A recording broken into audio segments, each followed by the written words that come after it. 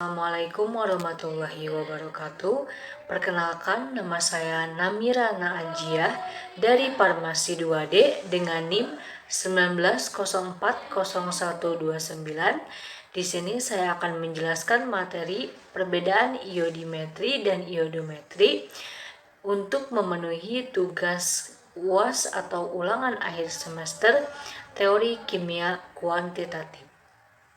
Iodometri adalah analisa titrimetrik yang secara tidak langsung untuk zat yang bersifat oksidator seperti besi 3, tembaga 2, di mana zat ini akan mengoksidasi iodida yang akan ditentukan dengan menggunakan larutan baku yaitu tiosulfat. Iodimetri merupakan analisa titrimetrik yang secara langsung digunakan untuk zat reduktor seperti natrium tiosulfat dengan menggunakan larutan iodin atau dengan penambahan larutan baku berlebih. Kelebihan iodin dititrasi kembali dengan larutan tiosulfat. Titrasi iodometri. Metode titrasi iodometri langsung mengacu kepada titrasi dengan suatu larutan ioda standar. Metode titrasi iodometri tak langsung adalah titrasi dari ioda yang dibebaskan dalam reaksi kimia. Pada titrasi iodometri, analit yang dipakai adalah oksidator yang dapat bereaksi dengan iodin untuk menghasilkan I2. I2 yang terbentuk secara kuantitatif dapat dititrasi dengan larutan tiosulfat. Iodida adalah reduktor lemah dan dengan mudah akan teroksidasi jika direaksikan dengan oksidator kuat. Karena faktor-faktor kecepatan reaksi dan kurangnya jenis diktator yang dapat dipakai untuk iodin.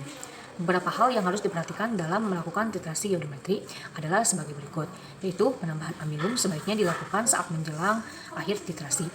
Biasanya iodometri dilakukan pada media asam kuat sehingga akan menghindari terjadinya hidrolisis amilum.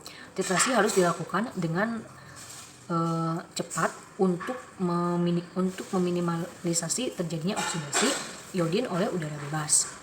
Tiosulfat yang dipakai dalam titrasi iodometri dapat distandarisasi menggunakan senyawa oksidator yang memiliki kemurnian tinggi. Ini merupakan titrasi redoks yang melibatkan titrasi langsung I2 dengan suatu agen reduksi I2 yang merupakan oksidator yang bersifat moderat. Mana jumlah zat yang dapat ditentukan secara iodometri sangat terbatas. Beberapa contoh zat yang sering digunakan untuk iodometri adalah seperti H2 ion sulfat, Sn2+, As3+.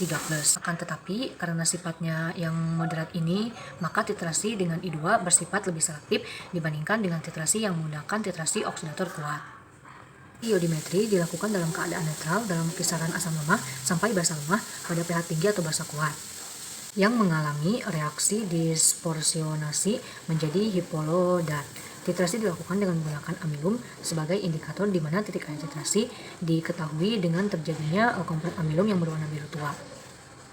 Iodometri termasuk ke dalam reduktometri. Larutan Na2SO43 atau tiosulfat sebagai penitrat atau titran. Penambahan indikator kanji di saat mendekati titik akhir, termasuk ke dalam titrasi tidak langsung.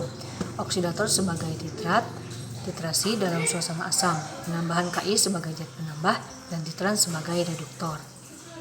Sedangkan iodimetri termasuk ke dalam oksidimetri, larutan I2 sebagai penitrat atau titran, penambahan indikator kanji saat awal penitran, termasuk ke dalam titrasi langsung, reduktor sebagai titrasi dalam suasana sedikit basa atau netral, penambahan NaHCO sebagai zat penitran, lalu titran sebagai oksidator. Sekian penjelasan tentang perbedaan iodometri dan iodimetri dari saya.